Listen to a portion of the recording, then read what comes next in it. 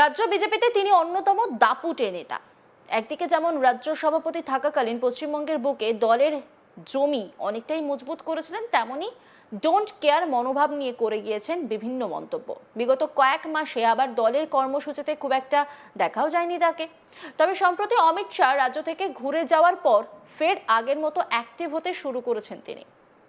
ঠিকই ধরেছেন, এখানে কথা হচ্ছে বিজেপি নেতা দিলীপ ঘোষকে নিয়ে। এবার আরও এক বড় খবর, বুধবার দুপুরে স্বরাষ্ট্রমন্ত্রীর বৈঠকে উপস্থিত হওয়া থেকে যে স্বস্তির সূচনা হয়েছিল তার তাল কাটল দিন দুয়েকের মধ্যেই। সল্টলেকে বিজেপির দলীয় কার্যালয়ে রাজ্য সভাপতির সঙ্গে বৈঠক করা পর্যন্ত ঠিকই ছিল। অস্বস্তির পর্ব শুরু তার পরের সাংবাদিক সম্মেলন থেকে। আর তার জেরে বিজেপির রাজ্য সভাপতি শ্রমিক ভট্টাচার্যের দিল্লি যাওয়া ও অমিত শাহের সঙ্গে বৈঠক। প্রসঙ্গত, দিলীপ ঘোষকে ফের রাজ্য বিজেপিতে সক্রিয় করতে গুরুত্বপূর্ণ ভূমিকা নিয়েছিলেন শ্রমিক ভট্টাচার্য। প্রকাশ্যেই তাকে বলতে শোনা গিয়েছে দিলীপ ঘোষের রাজনৈতিক প্রজ্ঞা আগামী নির্বাচনে রাজ্য বিজেপির জন্য প্রয়োজন। কিন্তু তারপর সংবাদ মাধ্যমের সামনে করা দিলীপ ঘোষের বক্তব্যকে ঘিরে প্রমাদ গুনতে শুরু করেন বঙ্গ বিজেপির অনেকেই। সূত্রের খবর, দিলীপ ঘোষের সেই বক্তব্য পৌঁছয় অমিত শাহর কাছেই। তারপরে শুক্রবার দিল্লিতে কেন্দ্রীয় স্বরাষ্ট্রমন্ত্রীর সঙ্গে বৈঠক করেন রাজ্য বিজেপির সভাপতি শ্রমিক ভট্টাচার্য। সূত্রের খবর, বৈঠকে অমিত শাহ শ্রমিককে বলেন, আপনি সবাইকে নিয়ে চলার কথা ভাবছেন, বলছেন, এটা খুব ভালো কথা, কিন্তু দিলীপ ঘোষ যা বলেছেন তা সবাইকে নিয়ে চলার পরিপন্থী হয়ে যাচ্ছে, এটা বন্ধ হওয়া প্রয়োজন। সাক্ষী বলতে চেয়েছেন তা খুব ভালোভাবেই বুঝে নেন শ্রমিক। আর কার্যত তারপরেই দেখা যায় সুর বদলে গিয়েছে দিলীপের। এই বিষয়ে সংবাদ মাধ্যমের প্রশ্নের উত্তরে দিলীপ বলেন, পার্টি যা বলবে ওটাই সর্বোপরি। পার্টির নীতি নির্ধারণ যারা করেন তারা চিন্তা ভাবনা করেই করেন, সবাইকে তাঁরা পরামর্শ দেন। আমি তো পার্টির বাইরে নই। কি বলছেন দিলীপ ঘোষ, শুনবো। অমিত শাহ আপনাকে খুব বেশি কথা বলতে মানা করেছেন এবং এই নির্দেশটা উনি দলের রাজ্য সভাপতি শ্রমিক ভট্টাচার্যকে কনভে করেছেন। আপনাকেও হয়তো জানানো হবে, এই যে আপনি কখনো শুভেন্দু অধিকারী, কখনো হুমায়ুন কবির, এগুলো নাকি দলের লাইনের বাইরে গিয়ে আপনি কথা বলছেন। তাহলে কি আপনার এই ইকো পার্কে কথা বলা আর আমরা শুনতে পাবো?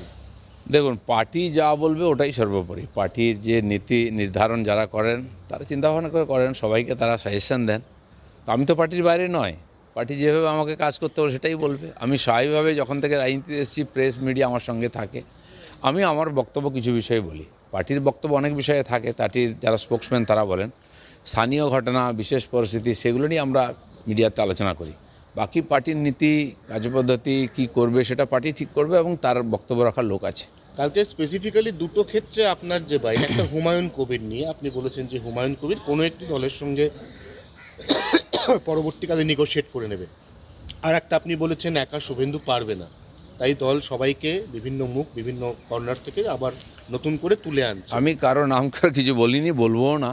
কে পারবে না পারবে, পার্টি যারা ঠিক করবে ওটা সবাইকে মানতে হবে। না, আপনার হুমায়ুন কবির সংক্রান্ত যে মন্তব্য, তাতে আবার গতকাল বিকেলে হুমায়ুন কবির বলেছে দিলীপ ঘোষ খুব বাচাল। ঠিক আছে, অনেকের অন্যরকম মনে হয় দিলীপ ঘোষ, তার মতো বলতেই পারে। আর এই গোটা বিষয় নিয়ে একটি রিপোর্ট তুলে ধরেছেন আমার কলিগ অনির্বাণ সিংহ রায়, দেখব। ইতিমধ্যেই আমরা দেখেছি বিজেপিতে ফের একবার কামব্যাক হয়েছে দিলীপ ঘোষে, অর্থাৎ ইতিমধ্যেই কিন্তু সক্রিয়ভাবে বিজেপিতে দিলীপ ঘোষ অর্থাৎ প্রাক্তন রাজ্য সভাপতি থাকলেও তিনি কিন্তু একেবারে সক্রিয়ভাবে প্রতিটি দলীয় কর্মসূচি বা প্রতিটি দলের মিটিংয়ে তিনি যাচ্ছিলেন না বা তাকে ডাকা হচ্ছিল না। কিন্তু ইতিমধ্যেই আমরা দেখে থাকি যে একেবারে কেন্দ্রীয় স্বরাষ্ট্রমন্ত্রী অর্থাৎ অমিত শাহ তিনি পশ্চিমবঙ্গে এসেছিলেন এবং তিনি শহর কলকাতায় এসেছিলেন।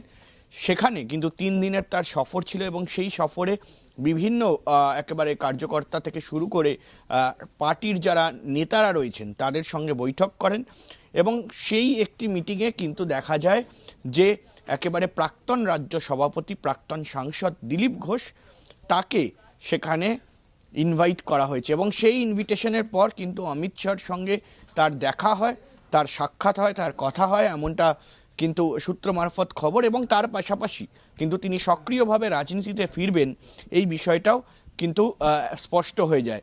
এবং শুধু স্পষ্ট হওয়াই নয়, আমরা দেখেছি যে রাজ্য সভাপতি বিজেপির ভারতীয় জনতা পার্টির রাজ্য সভাপতি শ্রমিক ভট্টাচার্য, তার সঙ্গে তার কিন্তু দীর্ঘক্ষণ আলোচনা হয়, একেবারে বলা যায় যে একটি গোপন বৈঠক এবং সেই বৈঠকের পর কিন্তু একেবারে ফলস্বরূপভাবে একটি বিশেষ বিষয় সামনে আসে যে দিলীপ ঘোষের জন্য আলাদা করে একটি ঘর ব্যবস্থা করা হবে পার্টি অফিসে, এবং সেই সবের মধ্যেই কিন্তু ইতিমধ্যে একটি একেবারে চিন্তিত রয়েছে দল, এবং সেটা সূত্র মারফত জানা যাচ্ছে যে কোথাও গিয়ে দিলীপ ঘোষ তার যে বিভিন্ন জায়গায় মুখ খোলা এবং তার পাশাপাশি যে কথোপকথন, সেই কথোপকথন নিয়ে দলের অন্দরেই একাধিক মানুষের মধ্যে আপত্তি রয়েছে, এবং তিনি এর আগেও বিভিন্ন বিতর্কমূলক কথা বলে বিতর্কে জড়িয়েছিলেন।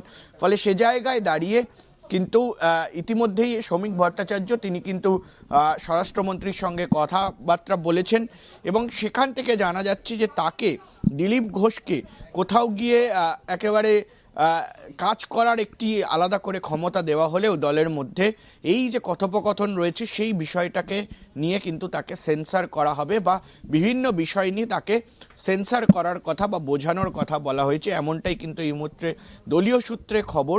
এবং ইতিমধ্যেই কিন্তু এই বিষয় নিয়ে রাজ্য সভাপতি এবং তার পাশাপাশি দলের একাধিক একেবারে তাবড় নেতৃত্ব যারা রয়েছেন এই মুহূর্তে কেন্দ্রীয় কমিটিতে, তাদের তরফ থেকেও কিন্তু বিষয়টা বোঝানো হবে যে কোনোভাবে যাতে দিলীপ ঘোষ তিনি যাতে কোনোভাবে কোনো বেফাঁস মন্তব্য আগামী দিনে না করেন, এবং তিনি যেন মুখ না খোলেন। কারণ ইতিমধ্যেই অনেকগুলি কথা ইতিমধ্যেই যখন থেকে দিলীপ ঘোষ ফিরেছেন, একেবারে কামব্যাক হয়েছে তারপর থেকেও কিন্তু বিভিন্ন জায়গায় তিনি বেশ কয়েকটি বেফাঁস মন্তব্য করে ফেলেছেন, এবং এমনটা দল সূত্রে খবর যে দল এটাই খুশি নয়।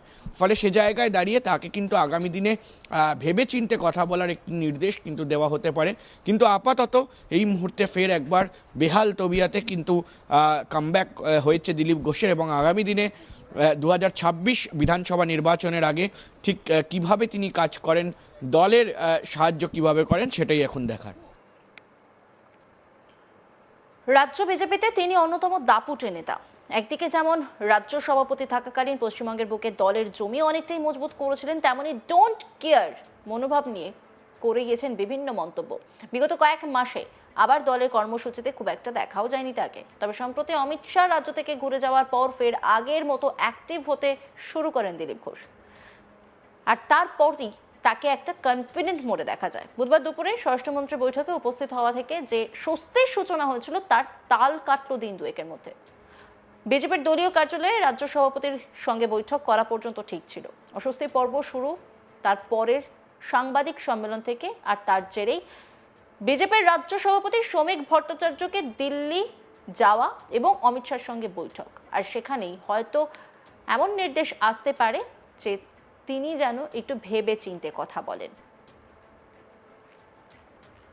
অন্যান্য খবরের আপডেটের জন্য অবশ্যই নজর রাখুন আজ তাক বাংলার ইউটিউব স্ট্রিমিংয়ে। লাইক, কমেন্ট, শেয়ার এবং সাবস্ক্রাইব করতে ভুলবেন না।